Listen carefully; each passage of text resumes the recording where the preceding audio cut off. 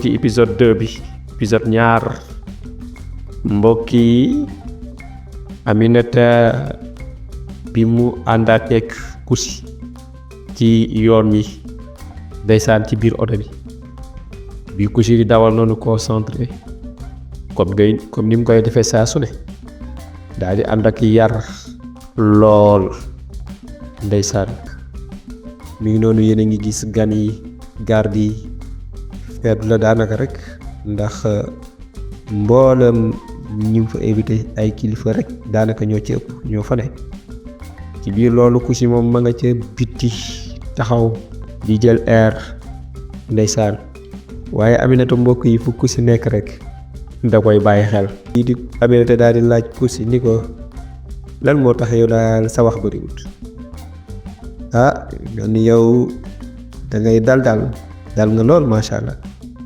moom mii di Kousi Aminata nag daal di jàkkaarloog moom di ko xool bëtu cofeel bëtu ñeewantal